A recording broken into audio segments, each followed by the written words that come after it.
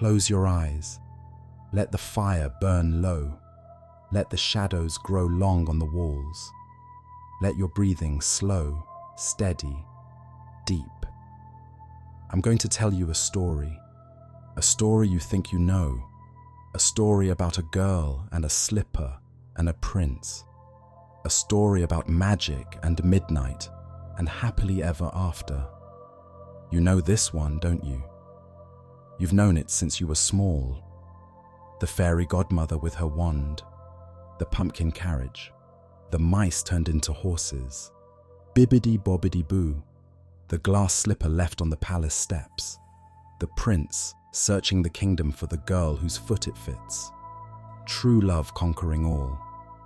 It's a nice story, a safe story, the kind of story that tucks you in at night and promises that good things happen to good people, that virtue is rewarded, that evil step-families get their comeuppance through simple social embarrassment and nothing more. It's the kind of story we tell children.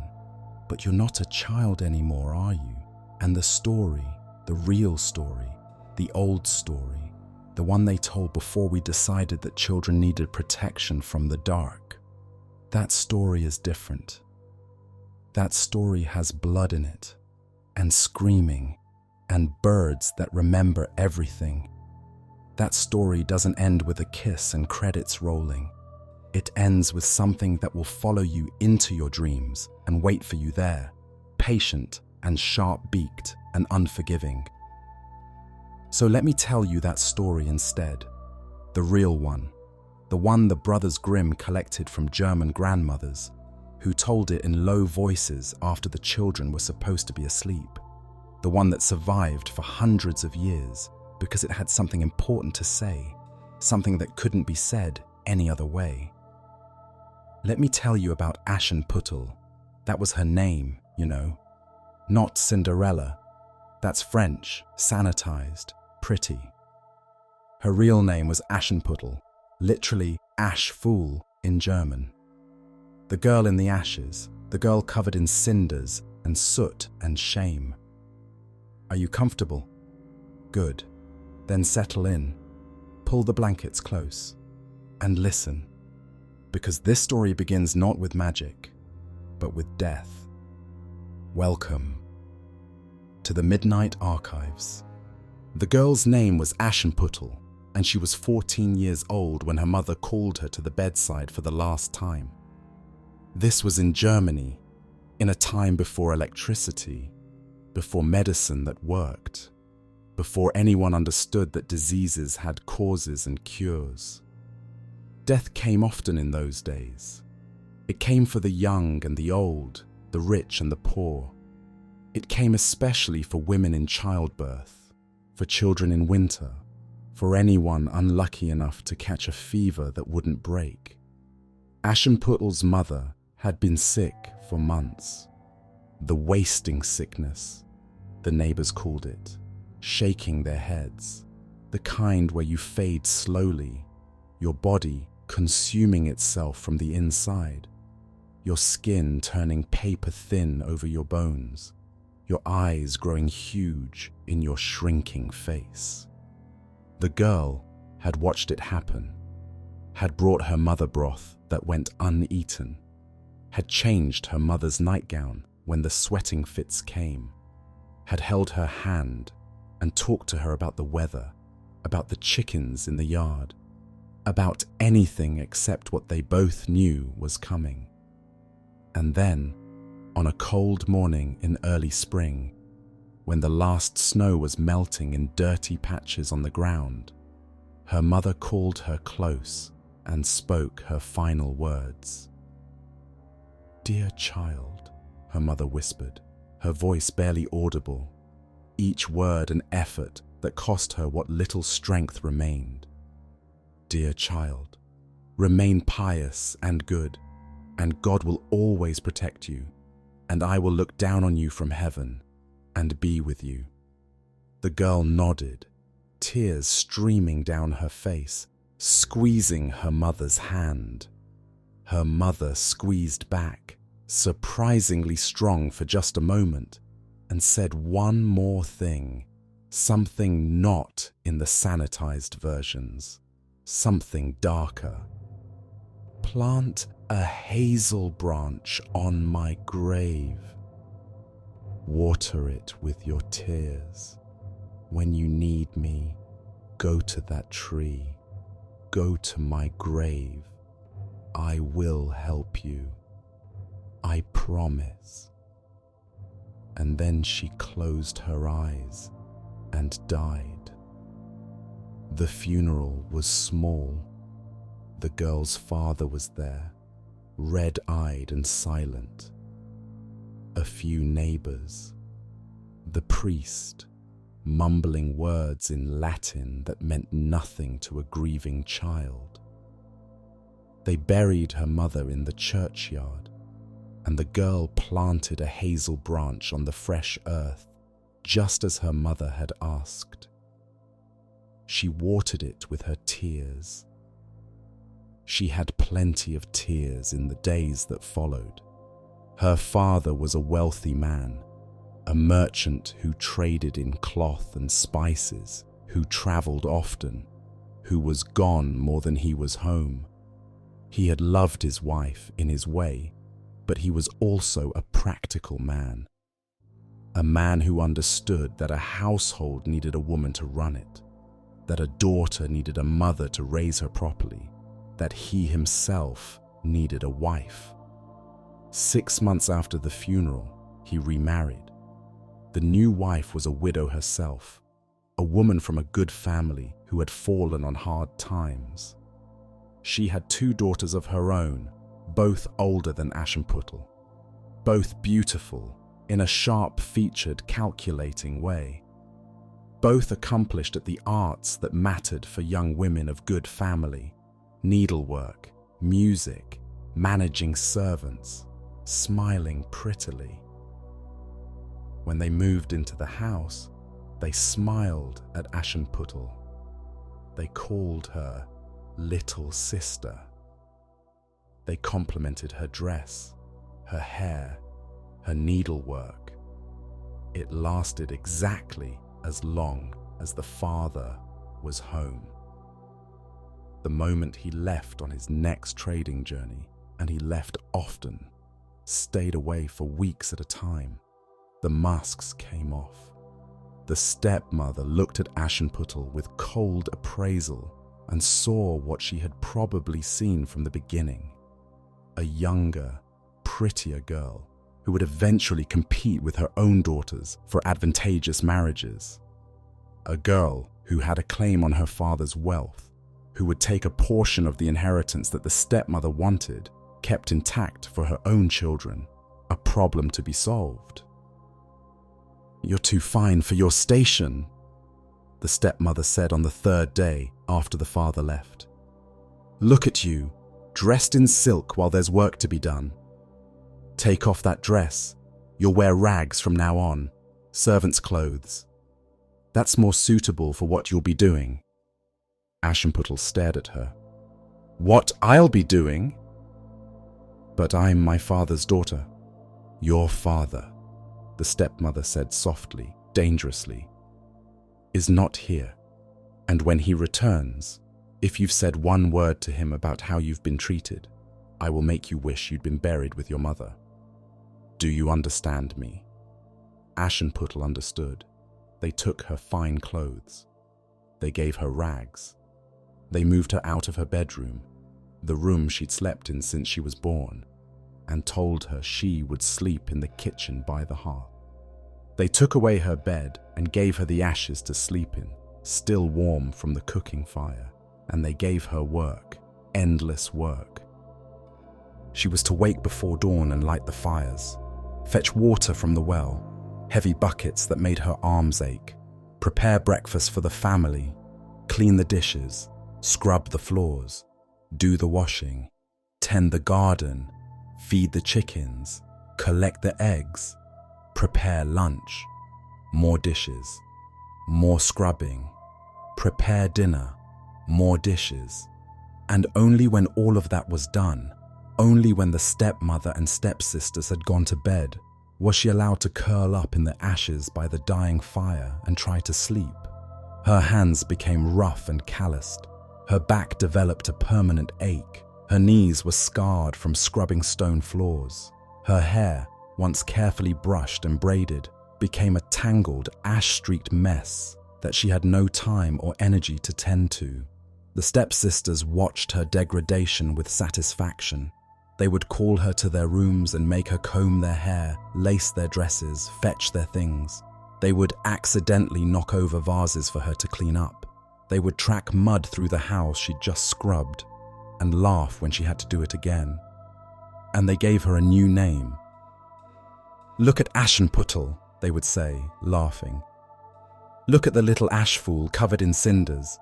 You'd never know she was supposed to be a merchant's daughter. She looks like a scullery maid. She looks like something the cat dragged in." Aschenputtel said nothing. She learned quickly that speaking back only made things worse. She kept her head down, did her work, and waited for her father to come home. Surely when he came home, she thought, he would see what was happening. He would stop it. He would protect her. But when her father finally returned from his travels, laden with goods and gifts, he saw only what he wanted to see. He saw his new wife, gracious and welcoming. He saw his stepdaughters, pretty and accomplished. And he saw his own daughter, dirty and silent in the corner. And he saw what the stepmother had carefully prepared him to see, a sullen, lazy girl who wouldn't take care of herself properly. "She's been difficult," the stepmother said with a sigh, when the father asked why Aschenputtel looked so ragged. "I've tried to help her, truly I have, but she seems to prefer moping to making herself useful.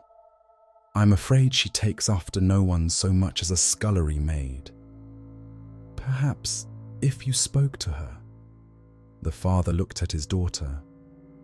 Aschenputtel looked back at him, and in her eyes was a desperate plea. "See me, see what's happening, save me." But he was tired from his journey. His new wife was warm and attentive in ways his first wife, in her final illness, had not been able to be. His stepdaughters were charming. His own daughter was difficult to look at, a reminder of grief he'd rather forget. "Be more helpful to your mother," he told Aschenputtel. "Show more gratitude. I work hard to provide for this family. The least you can do is be pleasant." And then he went to bed, and Aschenputtel returned to her ashes, and something inside her, some last hope, curled up and died. After that, she stopped waiting for rescue. Instead, every evening when her work was finally done and the house was quiet, she would slip out to the churchyard, to her mother's grave, to the hazel tree that had grown from the branch she'd planted. It was a beautiful tree now, young and strong, its branches reaching toward the sky. She would sit beneath it, her back against the trunk, and she would cry. Quiet tears at first, then great gulping sobs that she had to muffle with her fists so no one would hear. And the tree seemed to listen. She would talk to it, to her mother, through the tree, and tell her everything. The cruelty of the stepmother, the casual viciousness of the stepsisters, the father who wouldn't see, the endless grinding labor that was destroying her body and spirit. "Help me," she would whisper to the tree. "Please, Mama. You promised. You said you'd help me. I can't do this anymore. I can't. Please." The tree would rustle in the wind. Birds would settle in its branches, dozens of them, small white birds that seemed to appear from nowhere. They would perch there, watching her with bright, intelligent eyes, and she would feel, just for a moment, less alone. This went on for 3 years. 3 years of ashes and labor and quiet desperation. 3 years of her youth stolen, her spirit slowly crushed, her hope winnowing down to nothing. She was 17 years old now, Her stepsisters were 19 and 21, old enough that the stepmother was beginning to worry about finding them husbands, about securing their futures before age made them undesirable. And then, one day, in early spring, everything changed. A messenger came to the door with an invitation. The prince was holding a ball. 3 days, the invitation said. 3 nights of celebration at the palace. Every unmarried maiden in the kingdom was commanded to attend, so that the prince might choose a bride. It was not a request. It was a royal summons. The house erupted into chaos. The stepmother and stepsisters flew into a frenzy of preparation. New dresses had to be ordered. Hair had to be arranged. Dance steps had to be practiced. Every detail had to be perfect. This was their chance. Their one opportunity to rise above their current station, to secure a future of wealth and status. If one of them could catch the prince's eye, if one of them could become his bride, they would be royalty. They would be set for life. The stepmother would become the mother-in-law of a prince. She would live in luxury for the rest of her days. All her scheming, all her cruelty, all her sacrifice of her stepdaughter, it would all be worth it. Aschenputtel watched the preparations from the shadows, saying nothing. She had learned long ago not to draw attention to herself. But as the days passed and the excitement grew, a small, treacherous hope began to bloom in her chest. Every maiden was commanded to attend. Every maiden. That meant her too, didn't it? On the evening before the first ball, while her stepsisters were preening in front of mirrors and the stepmother was barking orders at seamstresses, Aschenputtel gathered her courage and approached. "Mother," she said softly. She had learned to call the stepmother mother, even though the word tasted like ashes in her mouth. The invitation said every maiden must attend. May I go to the ball?" The room went silent. The stepsisters turned to stare at her. The stepmother's eyes went cold. Then, slowly, the stepmother smiled. "You want to go to the ball?" she asked, her voice deceptively gentle. "You, Aschenputtel, covered in ashes, dressed in rags, smelling of smoke and lye. You want to dance with the prince?" "I could wash," Aschenputtel said, her voice small. "I could." "You have nothing to wear," one of the stepsisters interrupted, laughing. "What would you wear?" "Your nightgown." "Rags," the other stepsister added. "She'd go in rags and embarrass us all." Now, the stepmother said, holding up her hand. "Let's be fair. If Aschenputtel wants to go to the ball, she should be allowed to go. On one condition." She walked to the hearth, where the evening's lentils, small brown beans that would be cooked for tomorrow's soup, sat in a bowl. With one swift motion, she dumped them into the ashes. "Pick those out," she said. "All of them. Every single lentil. You have 2 hours. If you can pick them all out of the ashes and have them back in the bowl, clean and sorted before we leave, then yes, you may come to the ball." She smiled. "We'll even find you something to wear." Aschenputtel looked at the ashes, now mixed with hundreds of tiny lentils. It was an impossible task. It would take hours just to find them all, let alone pick them out clean. But it was a chance. She knelt in the ashes and began to work. Her stepmother and stepsisters left her there, laughing as they went upstairs to finish dressing. Aschenputtel's fingers moved through the ashes, picking out lentils one by one. Her eyes watered from the smoke and dust.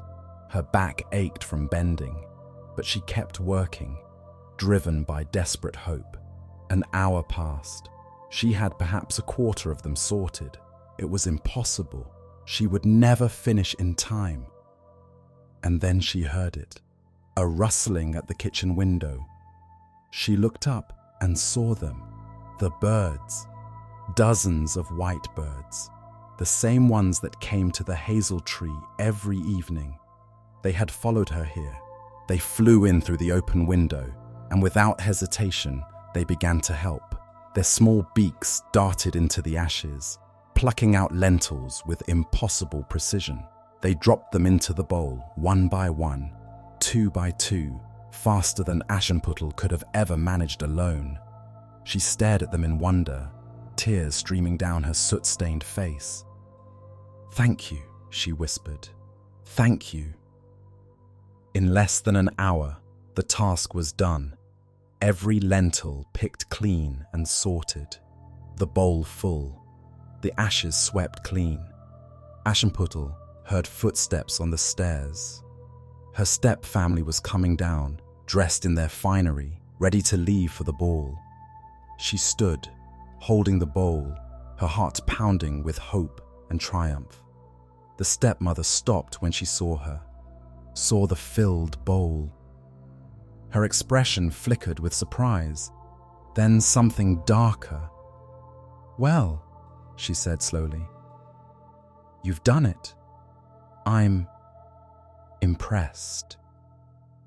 Aschenputtel held out the bowl. "I can come.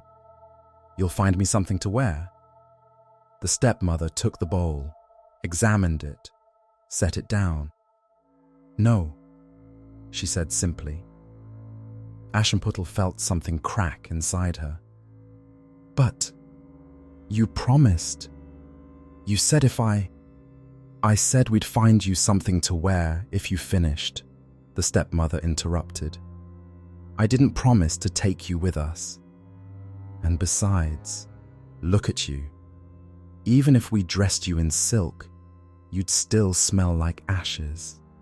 You'd still have soot under your fingernails and in your hair. You'd embarrass us. You'd embarrass yourself." She adjusted her gloves. "Be a good girl and stay home. Make sure the fire doesn't go out while we're gone. We'll tell you all about it when we return." The stepsisters giggled. They swept past Aschenputtel in a rustle of silk and perfume, their eyes mocking. The father came down last. He looked at his daughter, opened his mouth as if to say something, then closed it again.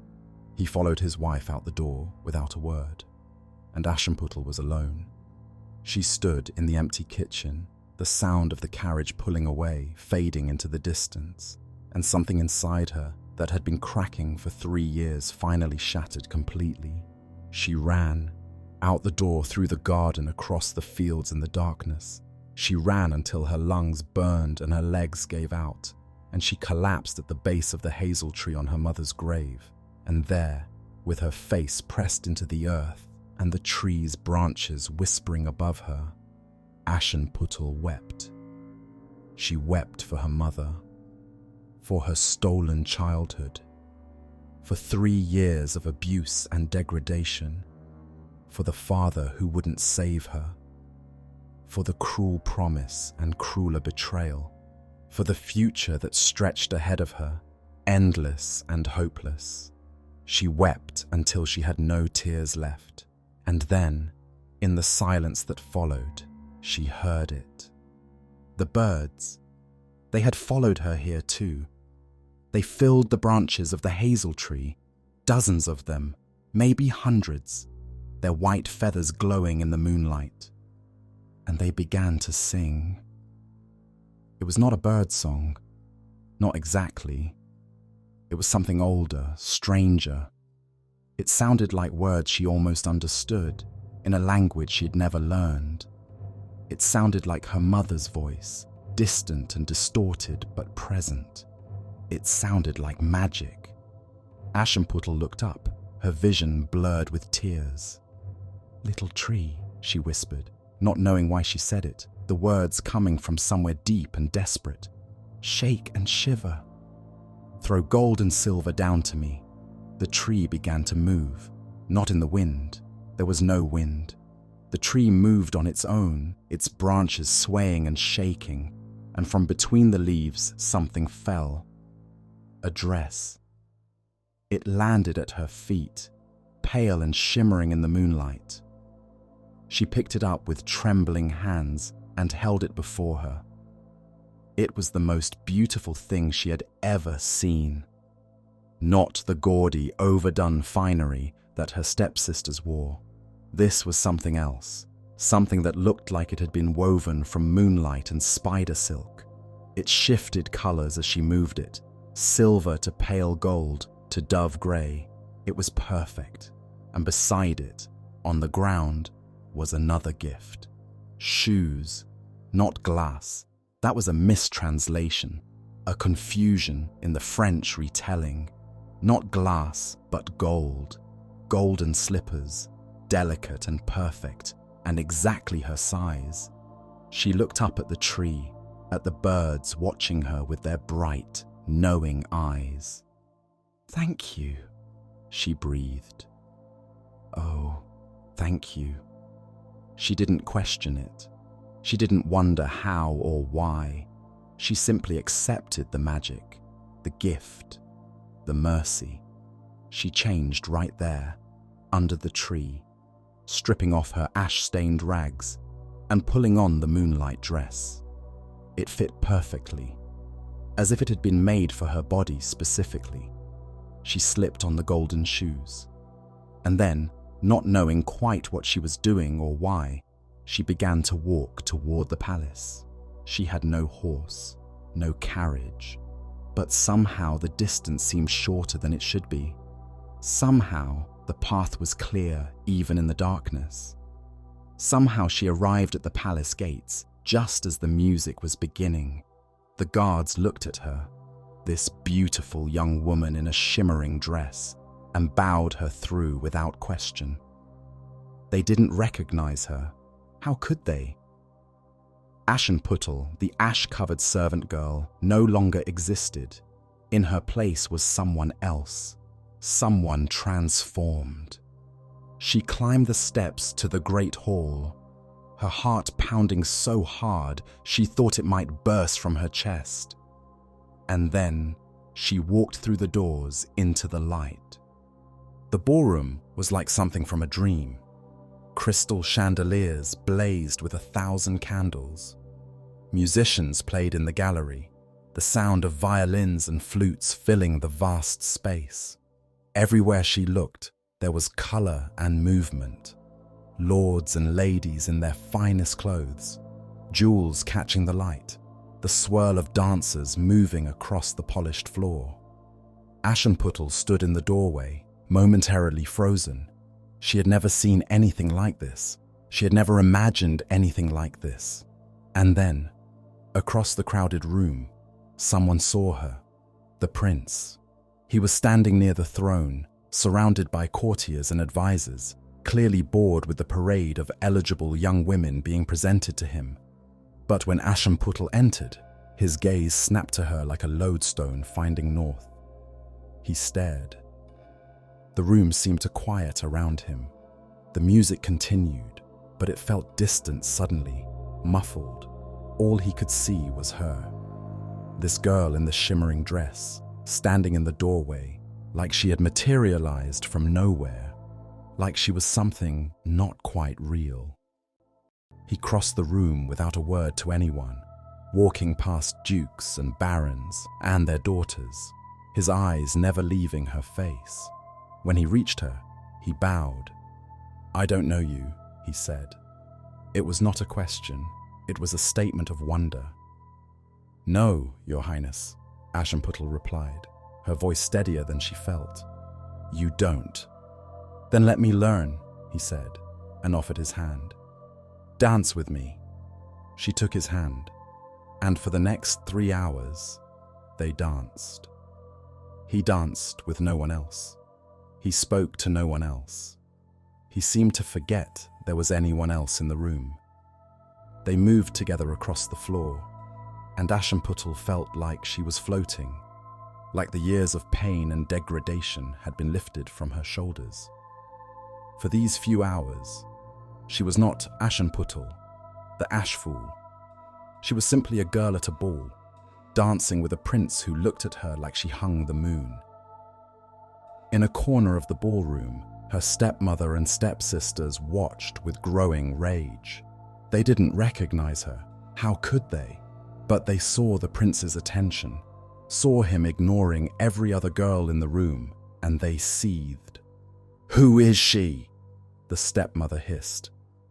"Some foreign princess, probably," one stepsister said bitterly. "Look at that dress." "She's no one," the other stepsister snapped.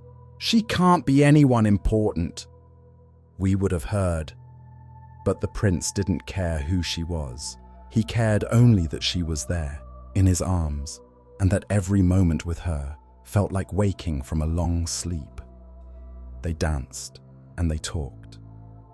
He told her about his life, the suffocating expectations, the endless parade of suitable brides who all said exactly what they thought he wanted to hear, the loneliness of being royal. She told him nothing about her own life, deflecting his questions with questions of her own, drawing him out, listening in a way that made him feel truly heard. And then, distant but growing closer, Aschenputtel heard the palace clock begin to chime. Midnight. She froze mid-step. "What's wrong?" the prince asked. "I have to go," she said, pulling away. "Go? But the night has barely begun." "I'm sorry. I have to." She didn't finish. She simply ran. She ran through the ballroom, past the startled courtiers, down the great staircase. The prince called after her, began to follow, but she was faster, more desperate. She ran through the palace gardens, back the way she had come, the sound of the final midnight chime fading behind her. By the time she reached the hazel tree, she was out of breath, her heart hammering. She stripped off the beautiful dress. It vanished in her hands, dissolving like mist, and pulled on her old rags, the golden shoes she tucked into the hollow of the tree. By the time her step-family's carriage pulled up to the house an hour later, she was back in the kitchen, curled in the ashes, pretending to be asleep. The stepsisters came in, still talking about the mysterious girl who had captured the prince's attention. "Did you see her dress? Did you see the way he looked at her? Who do you think she was?" Aschenputtel listened from the hearth and smiled into the darkness. For the first time in 3 years, she had something they didn't. A secret, a memory, a single perfect night. It was enough. It had to be enough. Except it wasn't the end. The next evening, the second night of the ball, Aschenputtel went to the tree again. And again, the dress appeared. This one even more beautiful than the first, silver and pearl white. Again, she went to the palace. Again, the prince's face lit up when he saw her. "You came back," he breathed. "I did. I thought I'd dreamed you." "I'm real," she said, taking his hand. "I promise, I'm real." They danced again, and this time he was more desperate, more intense. He asked her name. She wouldn't tell him. He asked where she was from. She deflected. He begged her not to leave at midnight, but when the clock began to chime, she ran again. This time the prince was ready. He followed her, calling for guards to stop her, but she was too fast, too determined. She disappeared into the night like smoke. The prince stood at the top of the palace steps, breathing hard, and made a decision. Tomorrow was the third and final night, and tomorrow he would not let her escape. He called for servants, for guards, for the court magician. He gave explicit orders. "Paint the steps with pitch," he said. "Tar, something sticky. I don't care what it is. but make it so that if she runs again, she'll leave something behind. A shoe, a piece of dress, anything. I have to find her." The servants exchanged glances but did as they were told. The prince would have his bride, no matter what it took. That night, Aschenputtel lay in the ashes and let herself dream. She knew it couldn't last. She knew that after tomorrow, there would be no more balls, no more magic dresses, no more stolen hours of beauty and music and feeling like she mattered.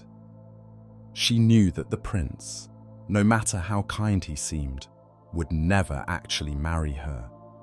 Not if he knew who she really was. Not if he saw her in her rags, covered in ash, scrubbing floors. The magic was temporary. The dream would end. But oh, to have had it at all. To have felt, for just a few hours, what it was like to be someone else. Someone worthy of attention, of kindness, of love. She touched her lips where he had kissed her hand at the end of the second night. She closed her eyes and remembered the way he looked at her, like she was precious, like she mattered. Tomorrow would be the last night, the last dance. She would make it count. The third night, the dress the tree gave her was the most magnificent yet. It was gold, pure, shimmering gold, like the dress of a queen. It caught the candlelight and threw it back 100-fold. When she moved, it sounded like bells, like music, like magic. She put it on with trembling hands. She slipped on the golden shoes, still perfect, still exactly her size, and she walked to the palace one last time. The prince was waiting for her. The moment she entered the ballroom, he was there, taking her hand, pulling her onto the dance floor before she could even properly curtsy. "Promise me," he said as they began to dance. "Promise me you won't run tonight." "Your Highness, my name is Friedrich," he interrupted. "Use my name, please." "Friedrich," she said softly, testing it. Promise me," he said again. "I can't let you disappear again." "I can't. I've thought of nothing but you for 2 days. I've dreamed of you. He stopped, looking suddenly vulnerable. "Please, stay. Tell me who you are. Let me court you properly." Aschenputtel looked up at him and saw something in his eyes that made her heart ache. He meant it. He actually meant it. For a moment, she let herself imagine it, telling him the truth, explaining who she was, where she came from, letting him see her in daylight, in her rags, and hoping, praying that he would still want her anyway. But she knew better. Magic doesn't survive daylight. Dreams don't survive reality. "I'll stay as long as I can," she said finally. It was the most honest thing she'd said to him. "I promise I'll stay as long as I can." It wasn't the promise he wanted, but he accepted it. They danced. They danced through the evening, through dinner, through the entertainment. They danced until the candles burned low and the other guests began to filter away, tired and envious of the prince's obvious infatuation. The stepmother and stepsisters left in a fury, the mother hissing poison at her daughters about how they had failed, how this nobody had stolen their chance. But Aschenputtel barely noticed. She was lost in the music, in the moment, in the feeling of strong arms around her and kind eyes looking into hers. And then, inevitable as sunrise, the clock began to strike midnight. "No," the prince said, tightening his grip. "Not yet. Don't." But Aschenputtel was already pulling away. "I'm sorry. I have to. Wait! She ran. Down through the ballroom, past the confused guests, out into the entrance hall. Her golden dress streamed behind her like a comet's tail. The prince was right behind her, calling her name, except he didn't know her name, so he just called, "Wait! Please, stop!" She reached the grand staircase and flew down the steps, her feet barely touching stone. And then she felt it. Her left foot stuck, just for a second, just long enough. The tar they had spread on the stairs, invisible in the dim light, barely noticeable, grabbed her golden shoe and held it fast. She pulled. The shoe slipped off her foot. She had to leave it behind.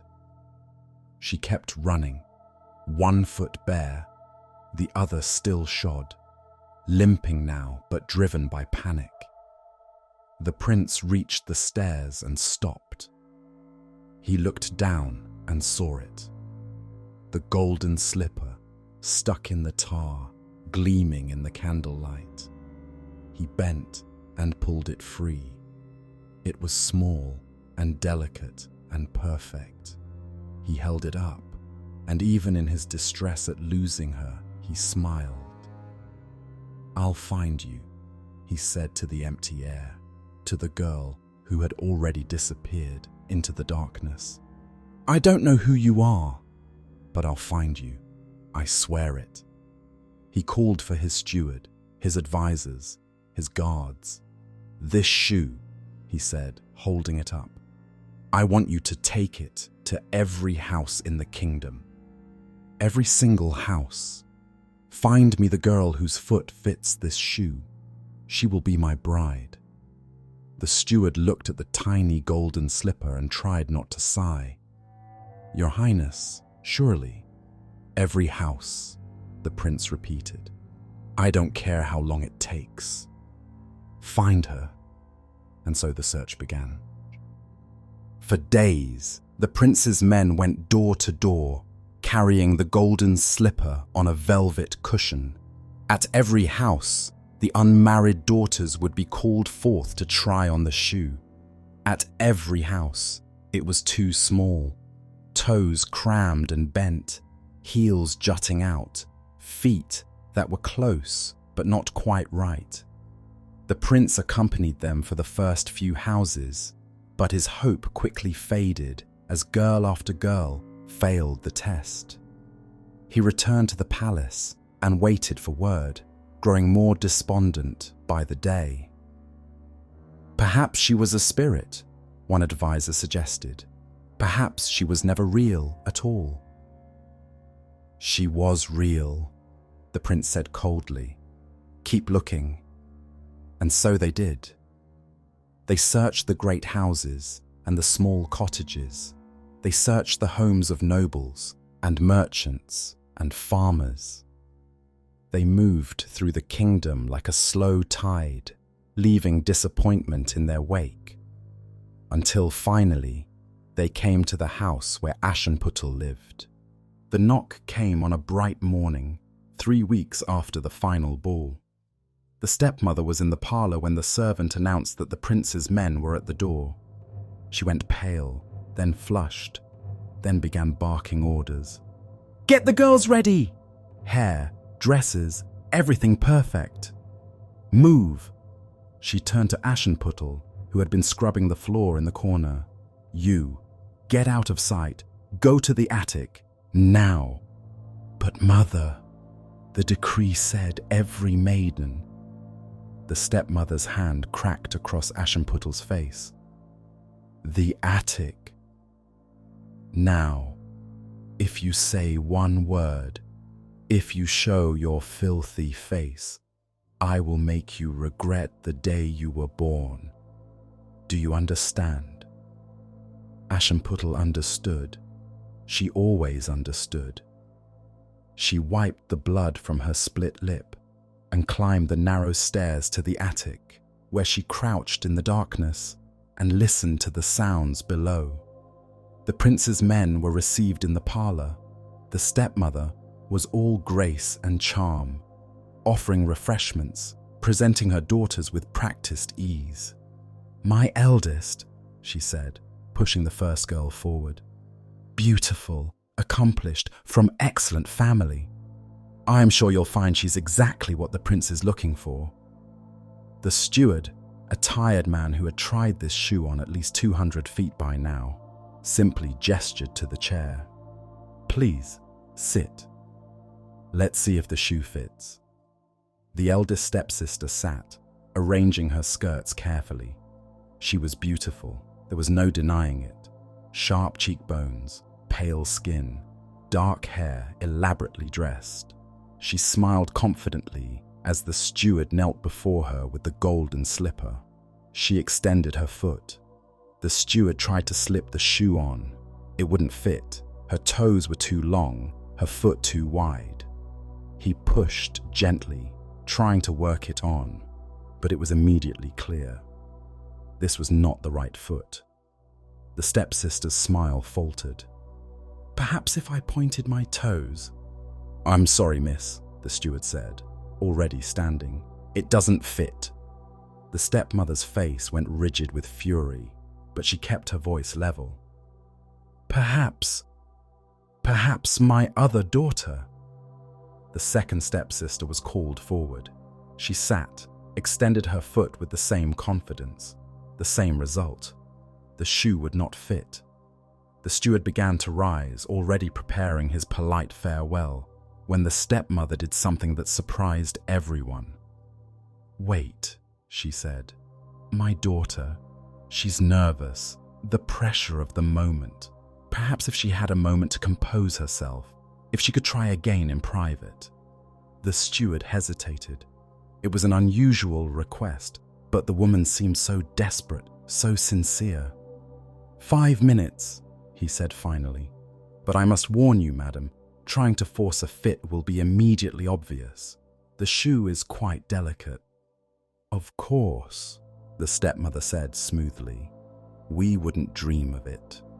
Come, dear." She took her eldest daughter by the arm and led her from the room. But they didn't go far, just to the small side room, the same room where, once, Aschenputtel had been given her rags and told she would sleep in ashes. The stepmother closed the door. In the attic, Aschenputtel heard raised voices, muffled but angry. She crept to the floor and pressed her ear against the boards. "Won't fit, mother. I tried." "Then we'll make it fit." "What do you mean?" There was a pause, then the sound of a drawer opening, the clink of metal. "Mother, what is that?" "A knife." In the attic, Aschenputtel's blood went cold. "Mother, no. Listen to me." The stepmother's voice cut through, sharp as the blade she was holding. "Listen very carefully. That shoe is our way out of this life. It's your way to a crown, to wealth beyond imagining, to power.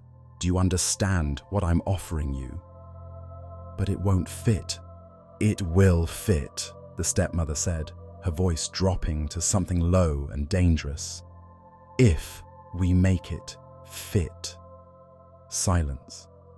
Then, barely audible, "What are you saying?" "The shoe is too small for your foot, but your foot doesn't have to stay the same size." More silence. Longer this time. "You mean cut?" "Just the toe," the stepmother said, and her voice was soothing now, persuasive. "Just the very tip of your big toe. A small piece. It will hurt, yes, but only for a moment. And then the shoe will slide right on. You'll ride away with the prince. You'll be examined by the royal physicians, but by then you'll be his betrothed. By then it will be too late. They'll treat the wound. You'll heal. And when you're queen, what does it matter if you walk with a slight limp? Queens don't need to walk far. They have servants. They have carriages. They have everything. In the attic, Aschenputtel put her hand over her mouth to keep from screaming. When you're queen, the stepmother continued, you can have anything you want, any revenge you desire, any luxury. You'll never have to fear poverty or obscurity again. Your children will be royalty. Your name will be in history books. All of that for one toe. The stepsister's voice, when she finally spoke, was shaking. It will hurt. Yes. I'll bleed. Yes. But afterward, I'll be queen. You'll be queen. Another pause. Aschenputtel could hear her own heartbeat pounding in her ears. Then, give me the knife. No, Aschenputtel thought. No, don't. Wait, the stepmother said. Let me do it. You'll flinch. You'll cut too shallow or too deep. I've butchered chickens, cut meat, dressed game. I know where to cut. I'll be quick. I'll be clean. Mother, do you want to be queen? Yes. Then sit down and give me your foot.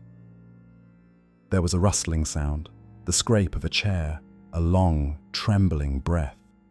And then, floating up through the floorboards, clear as a bell, a scream. It was a scream that Aschenputtel would hear in her nightmares for the rest of her life. It was a scream of agony so pure, so total, that it didn't sound human. It sounded like an animal caught in a trap. It went on, rising in pitch, then cutting off abruptly, muffled, probably by the stepmother's hand or a cloth shoved in the girl's mouth. Then sobbing, ragged, choking sobs. And the stepmother's voice, cold and clinical. Hold still. I'm not finished.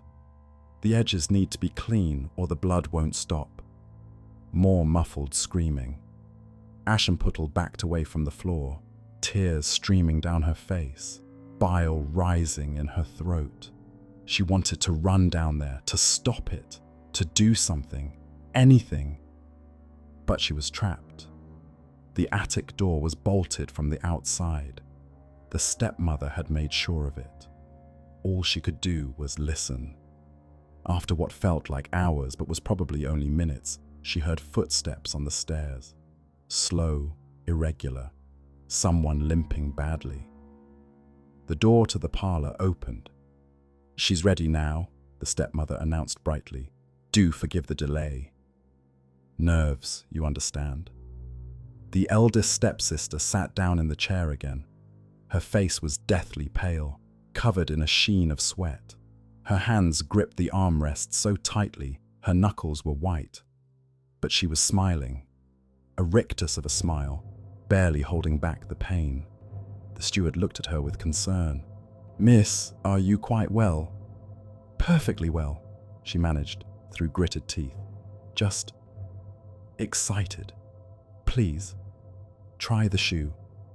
The steward knelt. He took her foot. She flinched but held still and began to slide on the golden slipper. It went on smoothly. The toe of the shoe seated perfectly.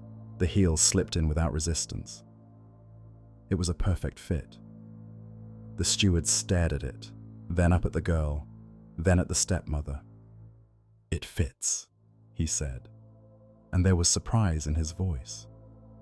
After 3 weeks of searching, he had almost stopped believing they would ever find the girl. Of course it fits, the stepmother said. My daughter was at the ball. She danced with the prince. Surely he mentioned her. The steward didn't remember the prince mentioning anyone specifically, but then the prince had been rather incoherent in his descriptions. Beautiful, he'd said. Perfect. Like a dream.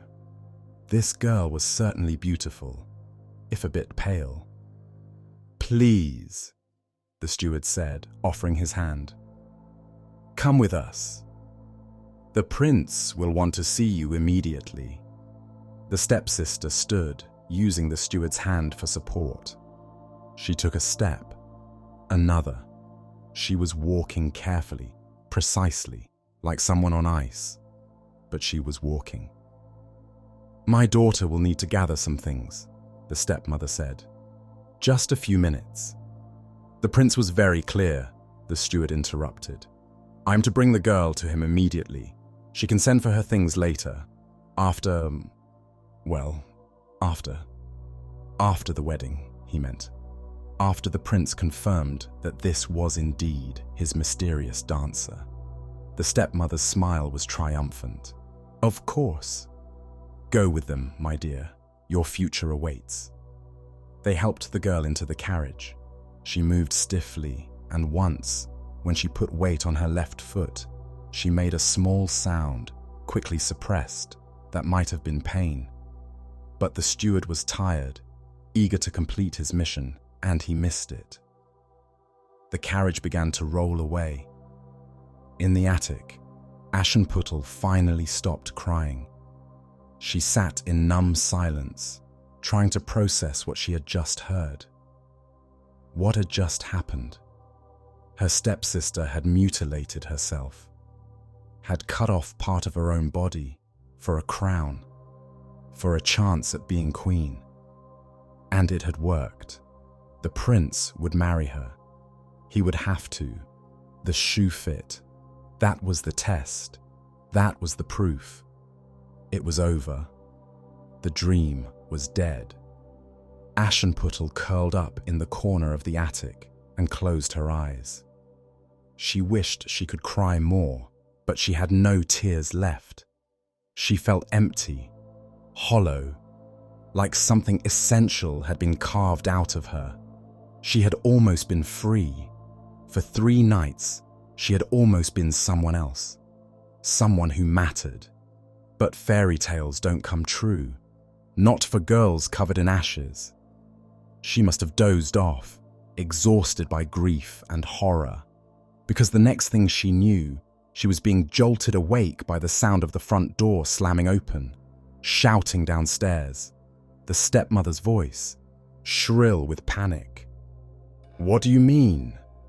"The shoe fit. You saw it fit." And then another voice.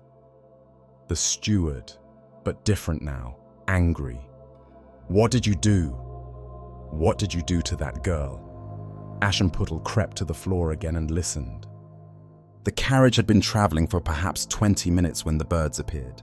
They came from nowhere, dozens of them, white birds that landed on the carriage roof and peered in through the windows. The horses, spooked, slowed to a nervous walk. "Shoo!" the driver called, waving his whip at them. "Get away!" But the birds didn't move. Instead, they began to sing. It was not a pretty song. It was harsh, discordant, almost like words. The steward, sitting across from the pale, sweating girl who claimed to be the prince's bride, felt an inexplicable chill run down his spine. And then, clear as day, he heard it. Not imagined, not a trick of the wind. The birds were singing words. "Turn and look, turn and look. There's blood in the shoe. The shoe's too tight. This bride's not right. She's not the true one sitting there beside you." The steward froze. He looked at the girl. She had gone even paler, if that was possible. She was staring straight ahead, her jaw clenched, her hands fisted in her dress. "Miss," he said slowly, "would you mind lifting your foot?" "I don't." "Lift your foot, please." She did, reluctantly. The golden slipper gleamed in the sunlight streaming through the carriage window, and there, at the toe, was a dark stain, red, wet, growing. "Oh God," the steward breathed. He reached down and carefully, gently removed the slipper. Blood poured out, not a trickle, a flood. It had been pooling inside the shoe, held back by the tight fit. and now it rushed out, soaking into the carriage cushions, dripping onto the floor. The girl's foot was a horror. The entire front of her stocking was drenched in blood, and through the torn, wet fabric, he could see it. Where her big toe should have been, there was just absence, raw flesh, exposed bone, a wound that had been bleeding continuously since they'd left the house, hidden by the shoe's golden shine. The steward felt his stomach heave. He pushed open the carriage door and shouted to the driver, "Turn around! Turn around, now!" The girl began to cry, great heaving sobs. "Please, please, I can explain. We can bandage it. The prince won't—" "You mutilated yourself," the steward said, and his voice was shaking with horror and rage. "You cut off your own toe to fit the shoe. Did you think we wouldn't notice? Did you think the prince would—" He stopped, unable to continue. They rode back in silence except for the girl's weeping and the strange, satisfied cooing of the white birds that followed the carriage all the way to the house. When they arrived, the steward stormed inside, the bleeding girl limping behind him, leaving red footprints on the floor. The stepmother took one look and knew. "You have perpetrated a fraud," the steward said, his voice tight with fury. "You have mutilated your daughter and attempted to pass her off as the prince's bride. This is beyond—" "She would have made him a good wife," the stepmother interrupted, but there was desperation in her voice now, not confidence. "She's beautiful, accomplished. The toe would have healed. No one would have known." The steward's voice rose. "No one would have known that the prince married a girl who wasn't his bride. That someone cut off part of her body to deceive him." He turned away in disgust. "Get that girl to a physician before she bleeds to death. And you—" He pointed at the stepmother. "You're fortunate I don't have you arrested right now." "Wait!" The stepmother was panicking now, seeing her plan crumbling. "Wait. I have another daughter. Perhaps—" "Another daughter?" The steward turned back, his face incredulous. "Yes!" "Another daughter, just as beautiful. Perhaps the shoe will fit her. Perhaps she was the one at the ball. Let her try, please." The steward wanted to leave, wanted to walk out of this house of horrors and never return. But the prince had been clear. Every maiden must try the shoe, every single one. "Fine," he said coldly. "Bring her. But if there's any sign if she's hurt herself in any way, I'll have the magistrate here within the hour." The second stepsister was brought down. She had heard everything, the shouting, the explanation, her sister's sobbing. She knew what had happened, and she knew what her mother would ask of her. The stepmother pulled her aside. The same room, the same door closing, and the conversation was shorter this time, more urgent. "It has to be you now. Your sister failed. You're our only chance. Mother, they'll check this time. They'll know. Then we have to be smarter. Not the toe, the heel." "What?" "Cut off your heel. The back of your foot. You can stuff cloth in the back of the shoe. The blood won't show as much. You can walk. Barely. But you can walk. Just long enough to get to the palace. Just long enough for the prince to commit." The second sister looked at her mother and saw madness there. Absolute, desperate madness. "You're insane." "I'm practical," the stepmother hissed. "Your sister made a sacrifice. She did her part. Now it's your turn. Or would you rather stay here? Stay in this house with no dowry, no prospects, no future. This is our chance, our only chance. Are you brave enough to take it? In the attic, Aschenputtel heard it all again. The same horror. The same terrible choice being offered. And this time, even though she wanted to, she couldn't look away, couldn't block her ears. She had to know, had to witness. The second sister's voice, when she spoke, was hollow, defeated. "Give me the knife." "No," the stepmother said. "I'll do it." Like before, sit down, the scraping of the chair, the sound of breathing, rapid and panicked. "Mother, I don't think I can." "Close your eyes. It will be over quickly." A pause. Then, "Do you want to be queen?" A long, trembling breath. "Yes." The scream, when it came, was worse than the first. Maybe because Aschenputtel knew exactly what was causing it. Maybe because this was the second time, and the horror had lost its shock value and become just horror, pure and simple and endless. The scream went on for what felt like forever. When it finally stopped, replaced by sobbing and the stepmother's clinical instructions about pressure and bandaging, Aschenputtel found herself standing without realizing she'd moved. She was at the attic door, pounding on it with her fists. "Stop!" she screamed. "Stop it!" Stop hurting them. No one heard. Or if they did, they didn't care. 5 minutes later, the second sister limped into the parlor. She was even paler than her sister had been, her face a mask of agony barely held in check.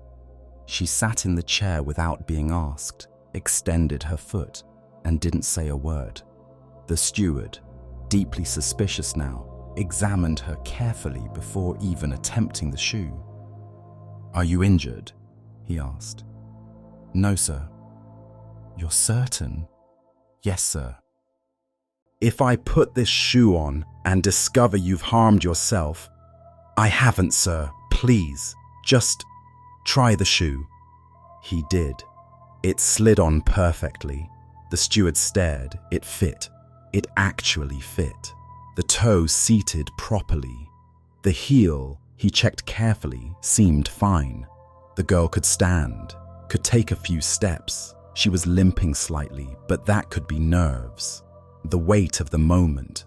Could he have been wrong? Could this be the actual girl? "Come," he said, offering his arm. "The prince is waiting."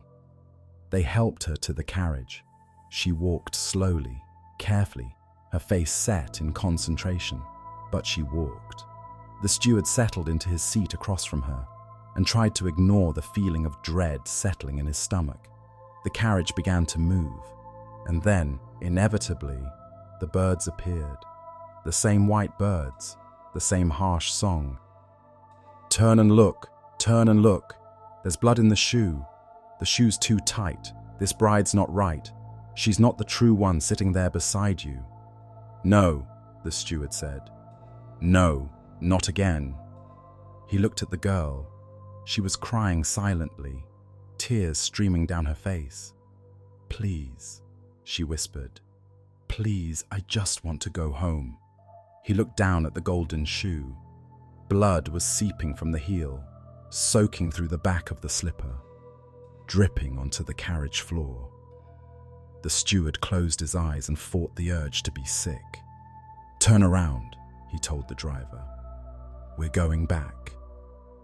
When they returned to the house, the steward didn't even bother going inside. He stood in the doorway and shouted at the stepmother, his professional composure completely shattered. "You did it again! You did it again! What is wrong with you? What kind of mother mutilates her own children?" The stepmother, seeing everything collapse, tried one last desperate gambit. They wanted it. They chose it. They would do anything to... "Are there any other daughters in this house?" the steward demanded. "Any other girls who haven't been..." He couldn't finish. "Any others?" The stepmother opened her mouth, closed it. She could lie. She could say no. She could send these men away and go back to her life and pretend this nightmare had never happened.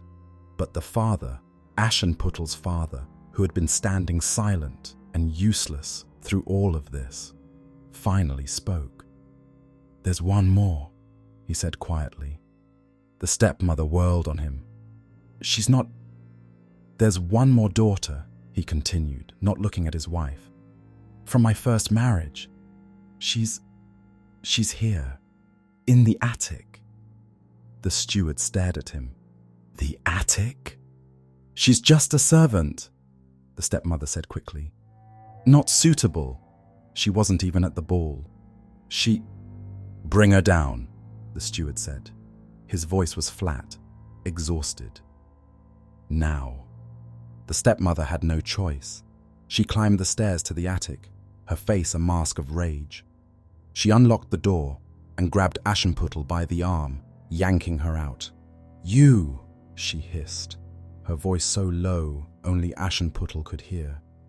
"You say one word about what you heard, and I will kill you. Do you understand? Not threaten, not hurt, kill." Aschenputtel said nothing. She let herself be dragged down the stairs, through the hallway, into the parlor. The steward looked at her and his heart sank. She was exactly what the stepmother had said. A servant girl, covered in ash and soot, her hair tangled, her dress little more than rags. Her hands were rough and calloused, her face smudged with dirt. She looked nothing like the beautiful maiden the prince had described. This was a waste of time. But the prince had said every maiden, and the steward was nothing if not thorough. "Sit," he said, gesturing to the chair. Aschenputtel sat. She didn't look at the stepmother, didn't look at her stepsisters, both of them now bandaged and weeping in the corner. She looked only at the steward and waited. He knelt before her with the golden slipper. "Foot," he said simply. She extended her foot. It was dirty, the toenails uncut, the skin scarred from years of hard work. He slid the slipper on. It fit perfectly. The steward froze. It fit. It actually fit. Not forced, not stuffed with cloth or achieved through mutilation. It simply slid on, like it had been made for her foot specifically. He looked up at her face and saw something he hadn't noticed before. Beneath the dirt and ash, beneath the tangled hair and the exhaustion, there was a bone structure that was delicate, beautiful even, the kind of face that might be stunning if cleaned, if cared for. "Stand," he said, his voice suddenly different. She stood. The shoe fit. She walked without limping, without pain.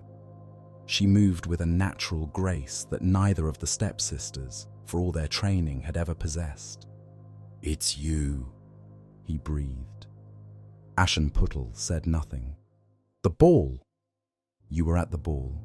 You danced with the prince." She nodded slowly.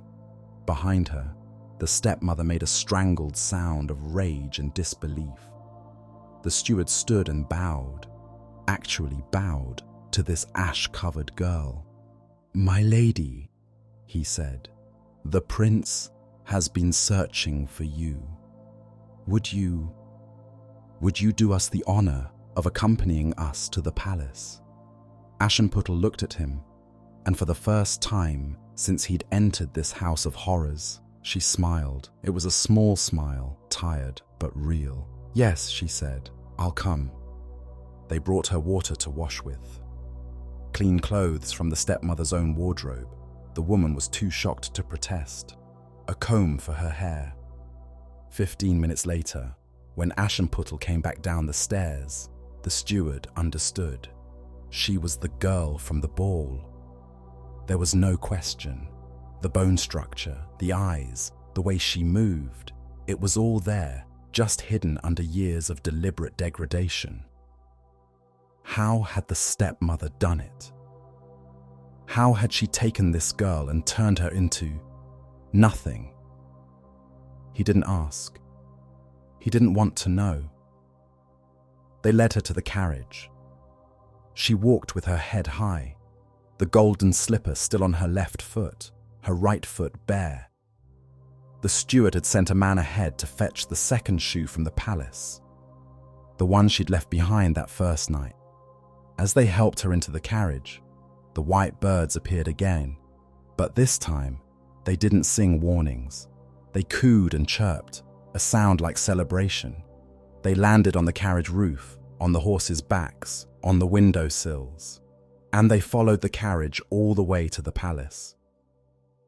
The prince was in his study when the steward arrived. He'd given up hope days ago. The search had been going on for 3 weeks, and every day that passed made him more certain that the girl had been a dream, a spirit, something not quite real. "Your Highness," the steward said, bowing. "We found her." The prince looked up, his face carefully neutral.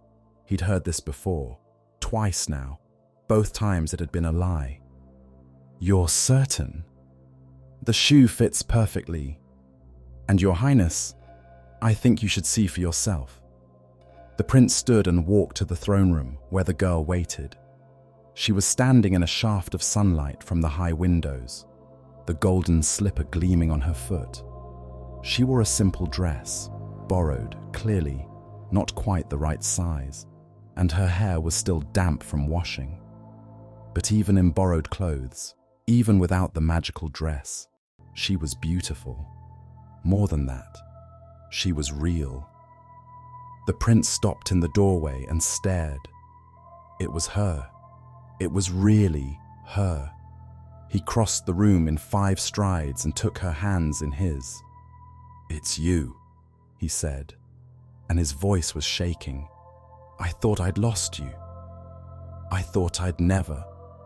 "I'm sorry," Aschenputtel said. "I'm sorry I ran. I'm sorry I didn't tell you." "I don't care," he interrupted. "I don't care where you came from, or why you ran, or why you kept your name from me. You're here. You're real. That's all that matters." He looked at her, really looked at her, and saw the scars on her hands, the exhaustion in her eyes, the way she held herself like someone who had learned not to expect kindness. "What happened to you?" he asked softly. She smiled, and it was the saddest smile he'd ever seen. "That's a long story," she said, "and not a very pretty one." "I want to hear it," he said. "All of it, but first." He dropped to one knee, still holding her hands. "First, let me ask you something. Your name, please. Tell me your name." "Aschenputtel," she said. "My name is Aschenputtel." "Aschenputtel," he repeated, testing it. "Will you marry me? Will you be my wife, my partner, my queen?" She looked down at him, this prince who had fallen in love with a girl he danced with for 3 nights, who had searched a kingdom for her, and she felt something crack open in her chest, something that had been locked away for 3 years. Hope. "Yes," she said. "Yes, I'll marry you." The prince stood and kissed her. The court, assembled to witness the conclusion of the search, erupted in applause, and outside in the palace gardens, the white birds sang their approval. The wedding was set for 1 month later, enough time for preparations, for announcements, for the kingdom to celebrate. Enough time for Aschenputtel to heal, to rest, to remember what it felt like to be safe. The prince insisted she stay at the palace. She would never go back to that house, he said, never see those people again unless she wanted to. But Aschenputtel surprised him. I want to invite them, she said. What? My stepmother, my stepsisters. I want them at the wedding. The prince stared at her like she'd gone mad. After what they did to you? The steward told me some of what they did. And you want them there? I do, Aschenputtel said. I need them there. I need them to see. The prince didn't understand, but he agreed. It was her wedding, her choice. The invitations were sent. The stepmother and stepsisters received them with a mixture of rage, humiliation, and grudging obligation. To refuse a royal wedding invitation was unthinkable. They would have to go, would have to smile and curtsy to the girl they had tortured for 3 years, would have to watch her become queen. The month passed. The preparations continued. And on a bright morning in early summer, the wedding day arrived. The church was magnificent. It was the grandest in the kingdom, ancient stone walls that had stood for 500 years. Every surface was decorated with flowers, white roses, lilies, garlands of herbs that filled the air with fragrance.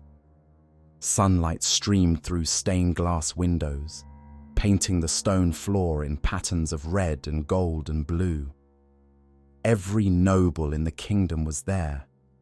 Every important merchant, every diplomat, every person of consequence. The pews were packed. People stood in the aisles, crowded around the doors, pressed against the windows to catch a glimpse of the ceremony. This was the wedding of the century. The prince marrying his mysterious bride, the girl he'd searched a kingdom for, the girl from the 3 magical nights. Near the back of the church, as far from the altar as possible, while still technically being present, sat the stepmother and her 2 daughters.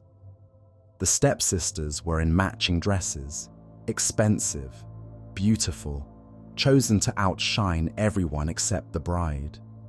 But no amount of fine fabric could hide their injuries. Both walked with canes now. The wounds had healed poorly, infections setting in before proper physicians could be called. Both would limp for the rest of their lives. The stepmother sat between them, her face a mask of cold fury. She had lost everything.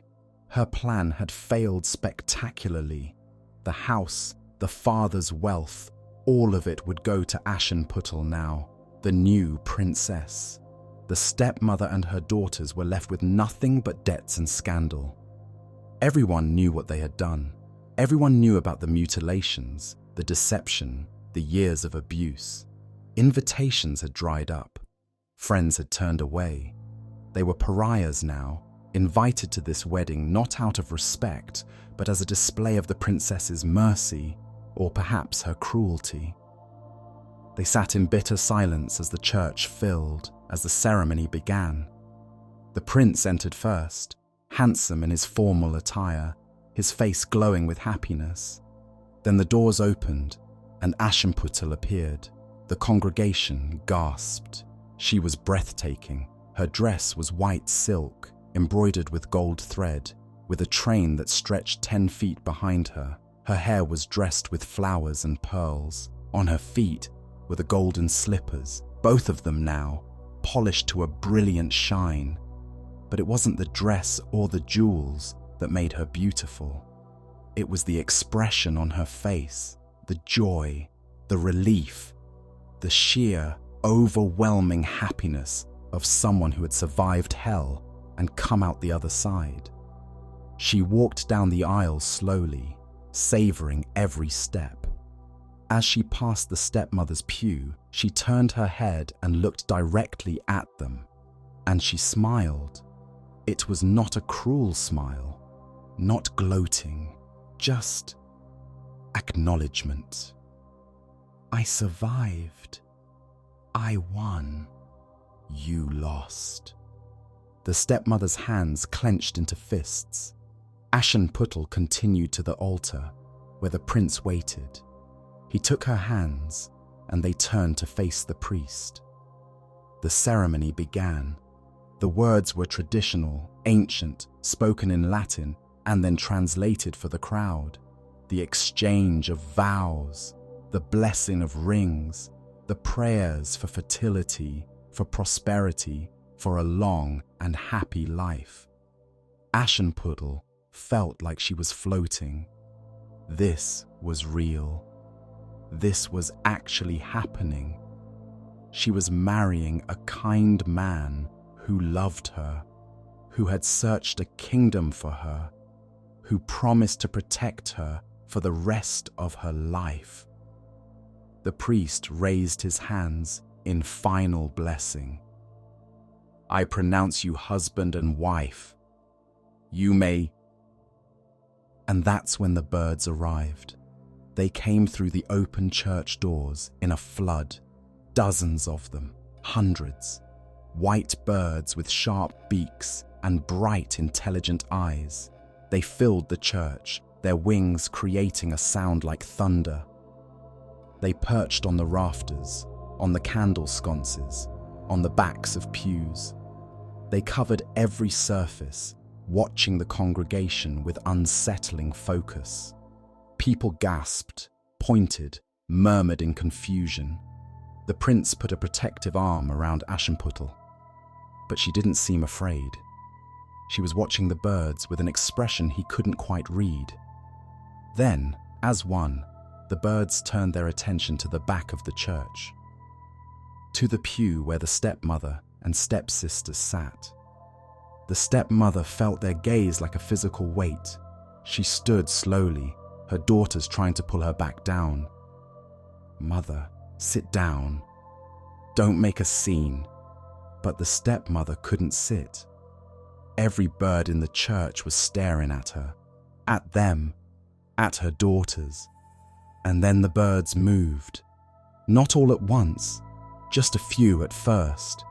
They left their perches and flew toward the back of the church, circling above the stepmother's pew. Let's go, the stepmother hissed.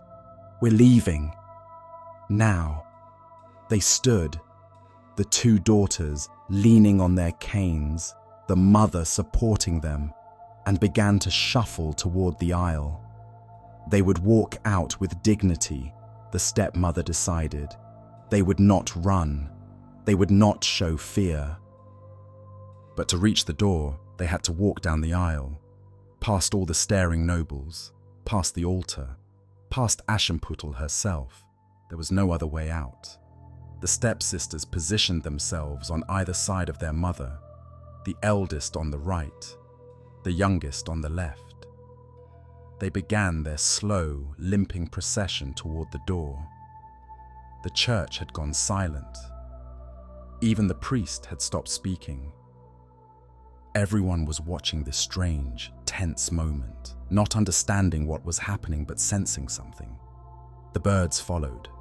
They flew above the three women, a white cloud of wings and feathers. They didn't attack, not yet. They just followed, like they were waiting for something. The step family reached the midpoint of the aisle. They were parallel with the altar now, with Aschenputtel and the prince. Aschenputtel watched them approach. Her face was expressionless. The prince leaned down and whispered, Are those your birds? From the tree?" She nodded slowly. "What are they?" He didn't finish, because that's when the first bird struck. It dove from the rafters with a shriek, wings tucked, moving like an arrow. It went straight for the eldest stepsister's face. She screamed and threw up her hands to protect herself. But the bird was too fast, too precise. It went for her eye, the left eye. There was a wet, tearing sound. The girl's scream reached a pitch that didn't sound human. She stumbled, her cane clattering to the floor, her hands going to her face. Blood poured between her fingers. The congregation erupted. People shouted, jumped to their feet. Some tried to rush forward to help, but more birds descended, blocking the aisles, creating a barrier of wings and beaks that no one could cross. The stepmother grabbed her daughter, trying to pull her hands away from her face, trying to see the damage. The eye was gone, not damaged, not injured, gone, plucked clean from the socket, leaving only a bloody crater. "Help!" the stepmother screamed. "Someone help us!" But no one could reach them. The birds wouldn't allow it. And then the second bird struck. This one went for the younger sister. Same precision, same target. Her left eye, the same wet, tearing sound. The same inhuman scream. The same blood. Both sisters were blind on their left sides now, both clutching their faces, both crying and screaming in agony and terror. "We're leaving!" the stepmother shrieked. "We're leaving right now!" She grabbed both her daughters. They were beyond walking now, beyond coherent thought, and began dragging them toward the door. Blood dripped on the stone floor, leaving a trail behind them. The birds let them pass. They flew alongside, above, behind. But they didn't stop the three women from reaching the church doors and stumbling out into the sunlight. Inside the church, chaos reigned. Nobles were shouting, women were fainting. The guards had drawn swords, but had no target. What were they going to do? Fight birds? Only Aschenputtel and the prince stood still at the altar, watching the doors swing closed behind the fleeing step-family. "What just happened?" the prince breathed. Aschenputtel didn't answer. Her face was pale but calm, like she had known this would happen, like she had been expecting it. Should we send physicians?" the prince asked. "Should we?" "No," Aschenputtel said quietly. "Let them go." "But they're injured. They'll live," she said. And there was something in her voice, something cold and final that made the prince stop asking questions. The priest, shaken but determined to maintain order, cleared his throat. "The ceremony," he said. "Should we continue?" Aschenputtel turned back to the altar, smoothed her dress, took the prince's hands again. "Yes," she said. "Please, continue." The priest, with trembling hands, completed the blessing. "I pronounce you husband and wife," he said quickly, wanting this over with. "You may kiss the bride." The prince kissed her. The congregation, still shaken, managed a weak round of applause. And outside in the palace gardens, the white birds sang. The reception was subdued. People were still in shock from what they'd witnessed. But the wine flowed, the food was served, and gradually the mood lifted. After all, this was a celebration, a royal wedding, and if there had been some unpleasantness, well, everyone agreed not to speak of it. The prince danced with his new wife. She was radiant, smiling, laughing at his jokes. But there was something in her eyes, something distant, like part of her was elsewhere.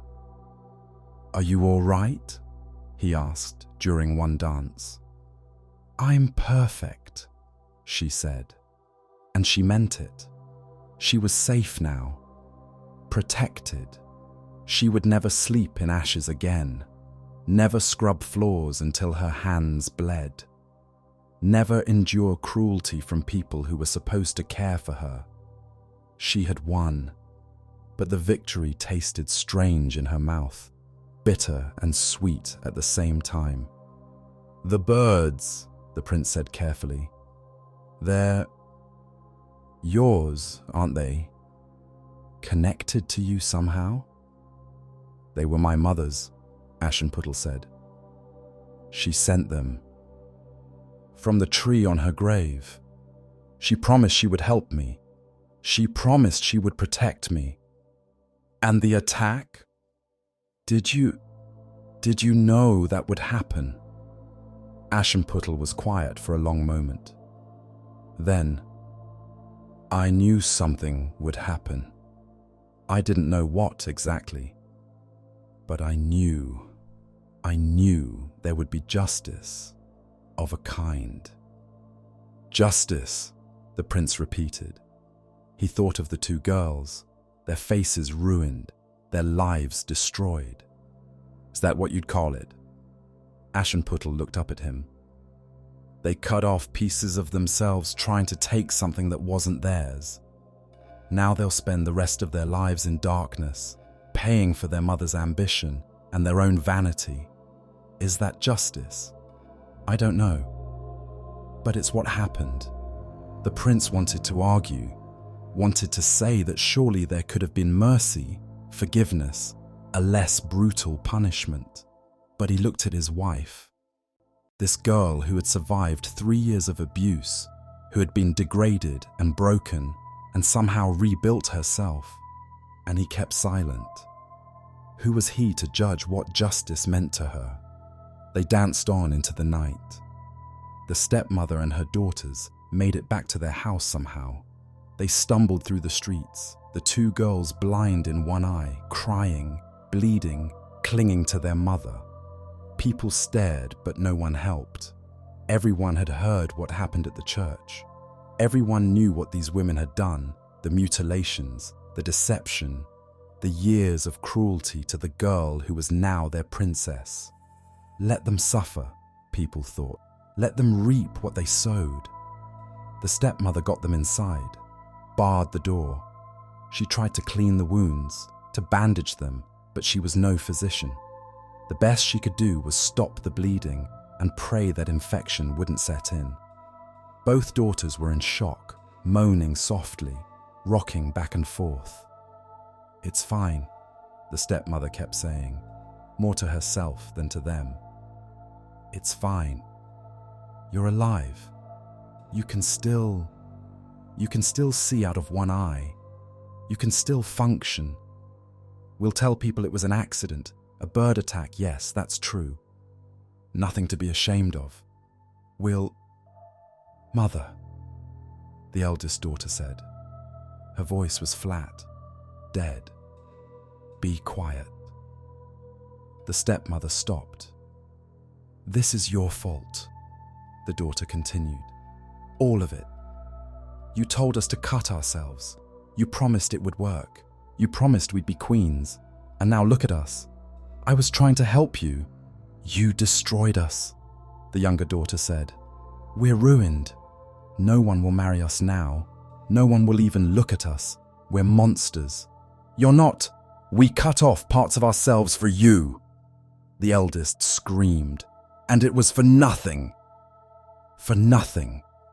The stepmother backed away from their rage. "I did what I thought was best. I tried to secure your futures." "You secured nothing," the younger sister said. "Aschenputtel won. She has everything, and we have this." She gestured to her ruined face. The stepmother sank into a chair. She had no response, because they were right. She had gambled everything on a desperate plan, and she had lost. Worse than lost. She had destroyed her own daughters in the process. "Get out," the eldest said. "What?" "Get out. Leave this house. We don't want you here. We don't want to see you. This is my house." "This is Aschenputtel's house now," the younger sister interrupted. "Her father's house. And when he dies, it will pass to her. Everything will pass to her. We have nothing. But what little we do have, we don't want to share with you." "You can't be serious." "Get out!" Both daughters were standing now, despite their pain, despite their injuries. They advanced on their mother, and there was something frightening in their remaining eyes, something broken and dangerous. The stepmother grabbed her cloak and fled.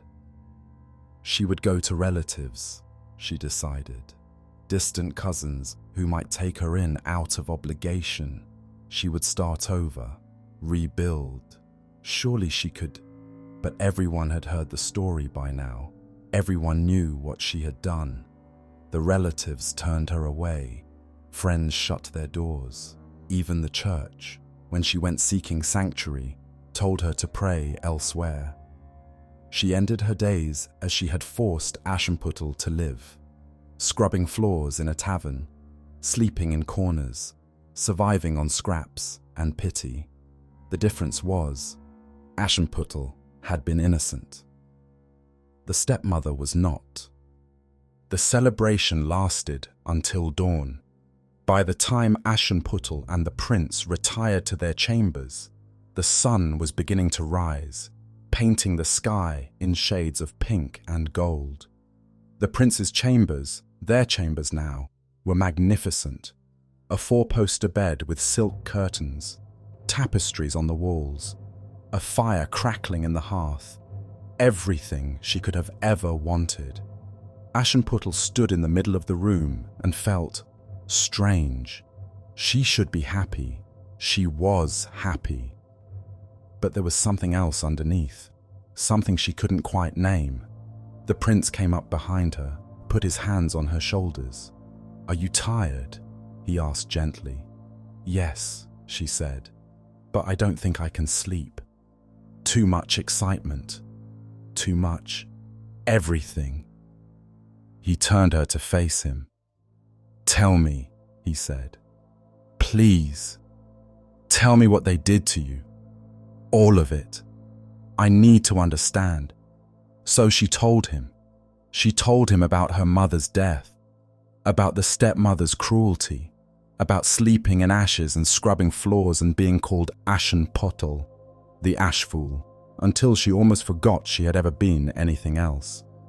She told him about the balls, about the tree and the birds, about running away at midnight because she was terrified he would see her in daylight and realize she was nothing. She told him about hearing her stepsisters scream as they mutilated themselves, about being locked in the attic while her family tried to steal her one chance at freedom. She told him everything, and the prince listened, his face growing darker with each revelation.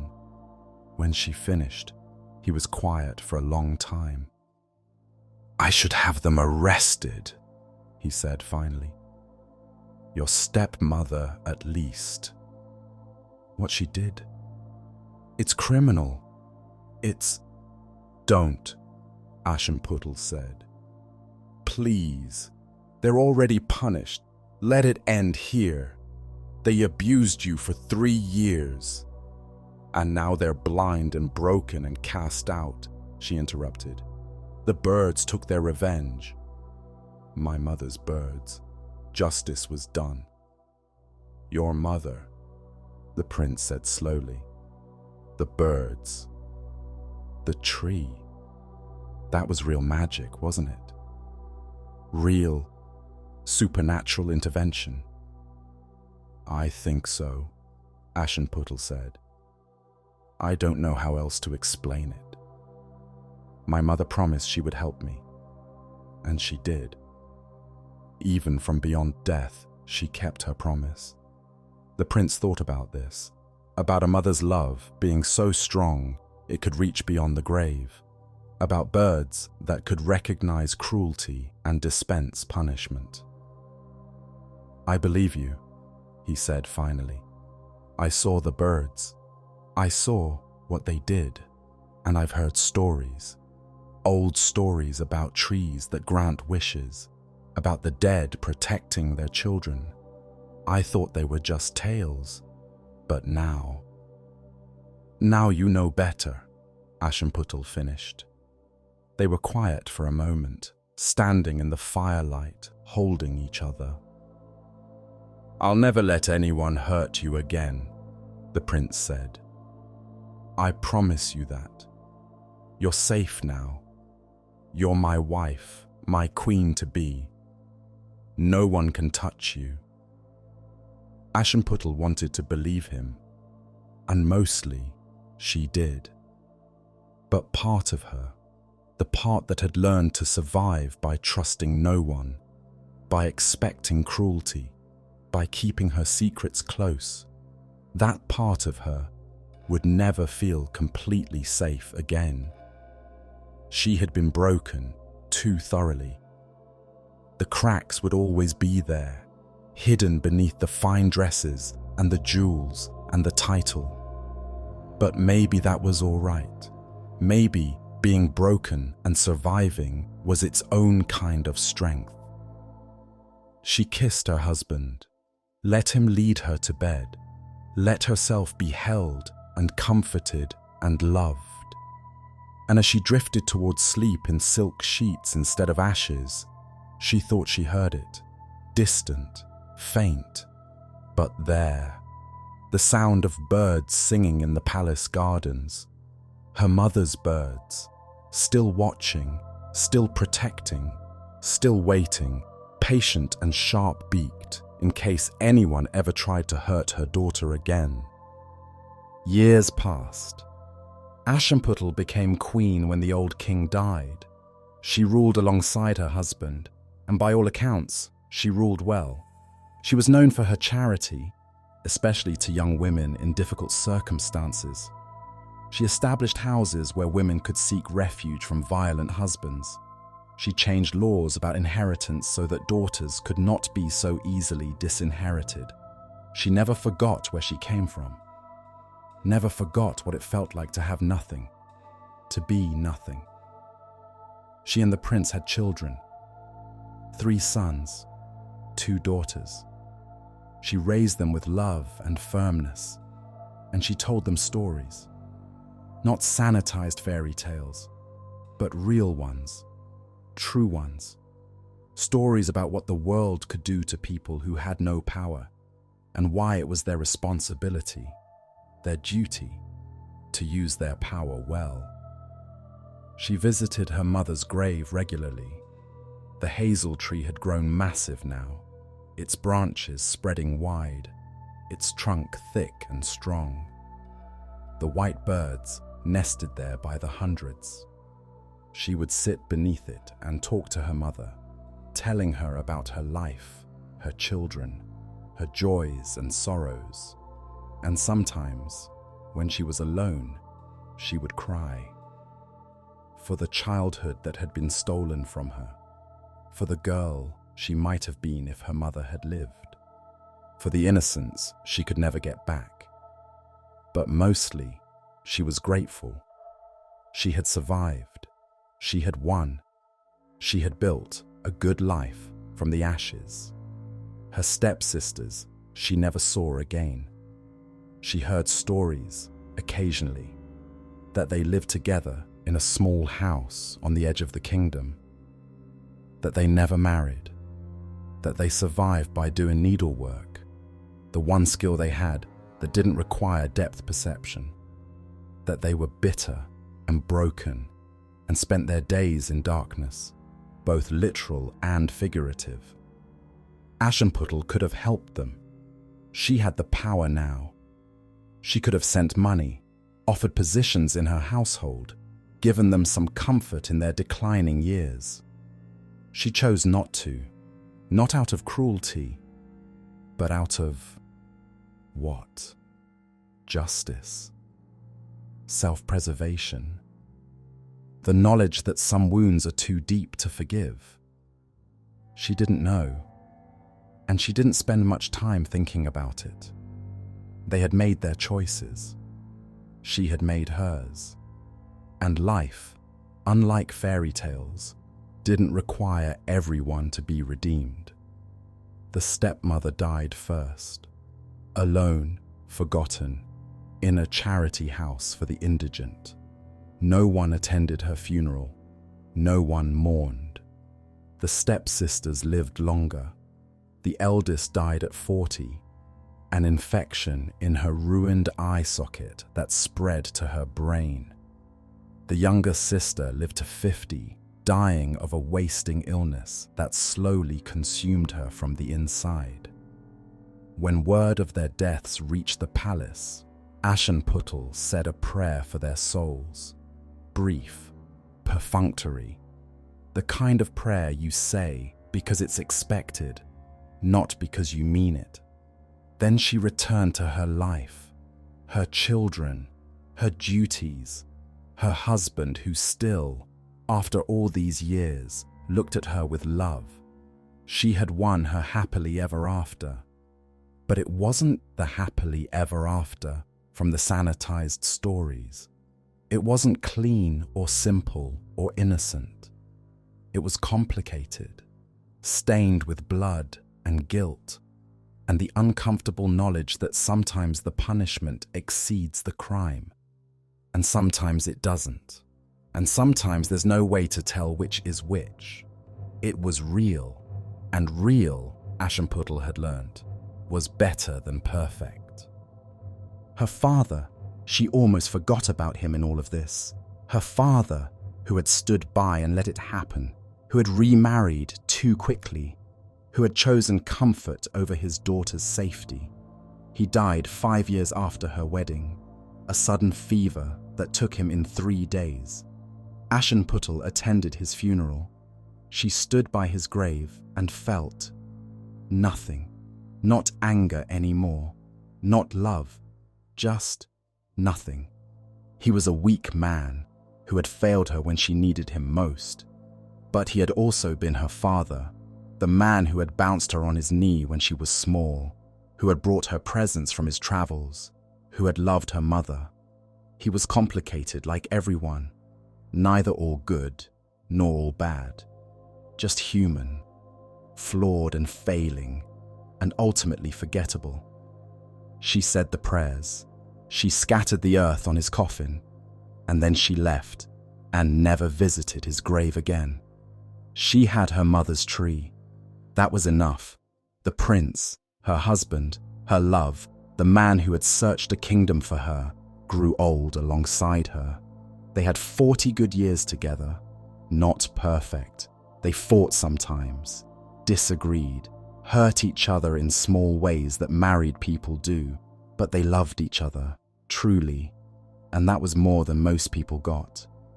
He died at 65, peacefully, in his sleep. She was holding his hand when he went. Aschenputtel mourned him properly, a year in black. The rituals and ceremonies, the public grief of a queen for her king, but privately, alone in her chambers at night, she allowed herself a strange thought. She was free again. Not free from cruelty this time, free from obligation, from duty, from the weight of ruling and managing and being what everyone needed her to be. Her children were grown. The kingdom was stable. She could step back, retire to a smaller estate, live out her remaining years in peace. She could rest.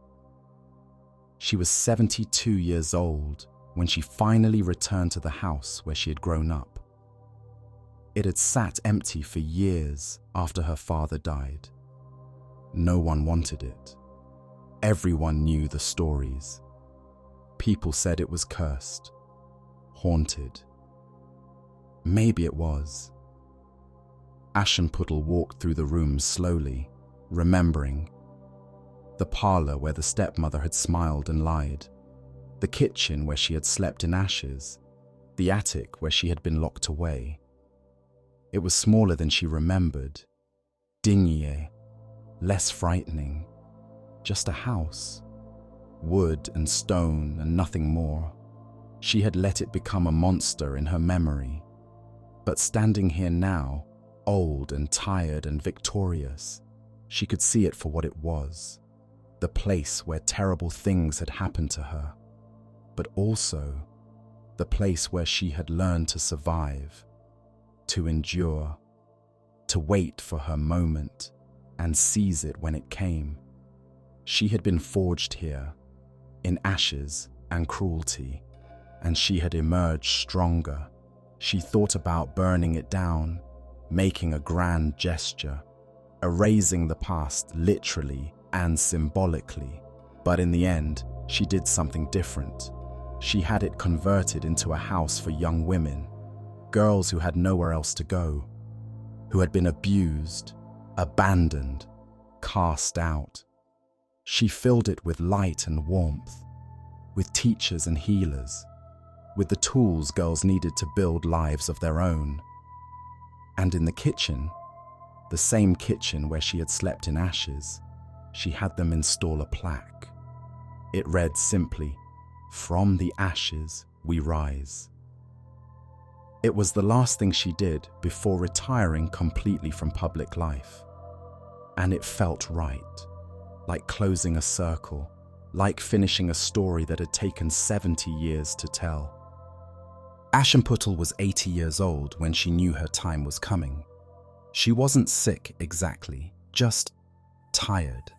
The kind of tired that sleep doesn't fix. The kind of tired that comes from living a long, full life and knowing instinctively that the end is near. She made her preparations, said goodbye to her children and grandchildren, put her affairs in order, and then, on a bright spring morning, she did what she had done every week for the past 65 years. She went to her mother's grave. The hazel tree was enormous now, ancient. Its branches reached toward the sky like prayers. The white birds, descendants of the original birds perhaps, or maybe the same ones, who could tell, nested in its branches by the thousands. Aschenputtel sat down at the base of the tree, her back against the trunk, and closed her eyes. She felt at peace. She had lived a good life, not a perfect one, not an easy one, but good. She had survived horrors that should have destroyed her. She had found love, had children, had power, and used it well, had helped others who suffered as she had suffered. She had won. "Thank you, Mama," she whispered to the tree, "for keeping your promise, for sending the birds, for helping me when I needed it most." The tree rustled in the wind. Or maybe it wasn't the wind. Maybe it was something else, something older and stranger and full of a mother's love. The birds began to sing. It was the same song they had sung at her mother's deathbed, the same song they had sung when they brought her the magical dress, the same song they had sung at the wedding when they took their revenge. A song that sounded almost like words, almost like, "Come home, come home. Your work is done. Come home." Aschenputtel smiled. She felt the tree's warmth against her back, felt the sun on her face, heard the birds singing their ancient song, and slowly, peacefully, like falling asleep after a long day, she let go.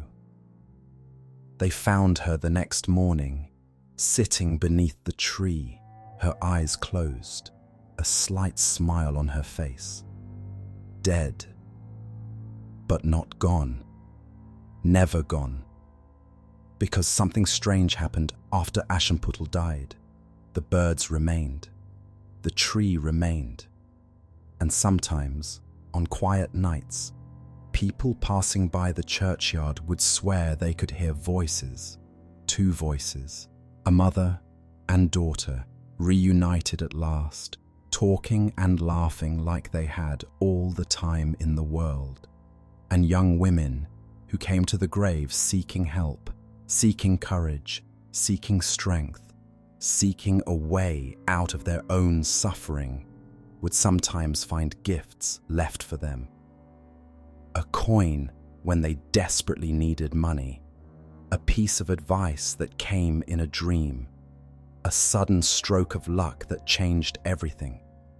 Small magics, quiet interventions, the same kind of magic that had saved a girl covered in ashes and turned her into a queen. Because the story didn't end with Aschenputtel's death. Stories never really end. They just change form, get passed down, become warnings and promises and prayers. And the hazel tree still stands, the birds still sing, and mothers still tell their daughters. When you need help, when you're suffering, when you think you can't go on, go to the tree, plant your tears in the earth, and wait. Help will come. Maybe not in the way you expect. Maybe not quickly. Maybe not cleanly. But it will come. Because mothers keep their promises. Even from beyond death. Even when the world says it's impossible. Even when it requires blood and birds and justice that looks an awful lot like revenge. The tree knows, the birds know, and now you know too. And so the story ends, not with happily ever after, not with everything tied up neatly with a bow, but with truth. Complicated, uncomfortable, necessary truth. This is the story of Cinderella, the real one, the one told before we decided that children couldn't handle darkness, before we decided that stories should be safe. The girl covered in ashes who found magic in her mother's grave, and birds in a tree, and a prince who loved her despite everything. The stepsisters who mutilated themselves for a crown they would never wear. The stepmother who destroyed her own daughters, pursuing a dream that was never theirs to have. The birds who remembered everything and dispensed justice with sharp beaks and sharper memories. It's a story about survival, about endurance, about what happens when you push people too far and they finally find the power to push back.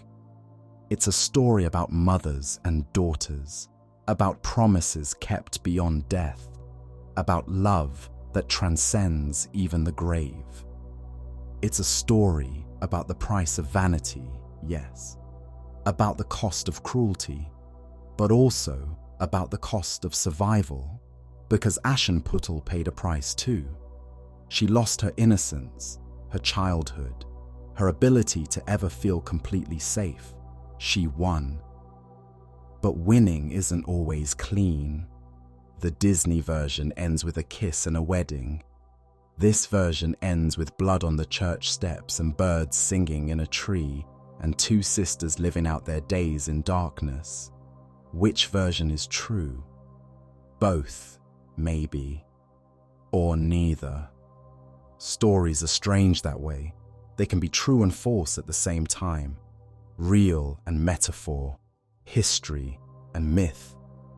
The Brothers Grimm collected this version from old women in Germany. Women who had lived through wars and plagues and hardships we can barely imagine. Women who understood that life wasn't fair, that suffering wasn't always noble, that sometimes the only way to survive was to be willing to do terrible things. They told this story to their daughters, their granddaughters, passed it down through generations, not to entertain, to warn, to teach. This is what the world can do to you, the story says. This is how cruel people can be. But this is also how you survive. This is how you endure. And this is what happens to those who hurt you. We sanitized it because we thought children couldn't handle it, because we thought the violence was too much, the revenge too brutal, the message too dark. But maybe we were wrong. Maybe children need to know that the world is dangerous, that people will hurt you, that sometimes there is no rescue coming and you have to save yourself. Maybe they need to know that it's okay to be angry, to want revenge, to feel like the punishment of your tormentors is satisfying, even when it's also horrifying. Maybe they need stories that acknowledge the complexity of surviving trauma, that you can be both victim and victor, that winning doesn't erase what happened to you, that you carry the scars forever, hidden under fine dresses and crowns. Or maybe not. Maybe I'm wrong. Maybe children should have their innocence, their safe stories, their belief that good always triumphs cleanly, and villains always get exactly what they deserve, and love conquers all without complication. I don't know, but I know this. The story I just told you is older than the sanitized version. It survived for hundreds of years because it meant something to the people who told it, and it still means something today, because there are still girls sleeping in metaphorical ashes, still stepmothers, or mothers, or fathers, or siblings, or partners who abuse and belittle and destroy. Still people who would cut off pieces of themselves trying to fit into shoes that were never meant for them. Still birds watching. Still justice waiting. Still mothers' promises echoing beyond death. The story hasn't ended. It's still being told. Every day. In every place where someone suffers and survives and rises from the ashes. So sleep now. Dream of hazel trees and white birds. Dream of dresses made from moonlight and shoes spun from gold. Dream of girls who survived impossible things and built impossible lives. Dream of justice, messy and complicated and real. And when you wake, if you wake, remember, the birds are still singing in the hazel tree. The tree still stands on the grave of a mother who loved her daughter enough to break the rules of death itself. And somewhere, a girl covered in ashes is washing her face, standing up straight, and refusing to be broken by the cruelty of those who should have protected her. The story isn't over. It never will be. Sleep well, and may your dreams be kinder than this story, but no less true.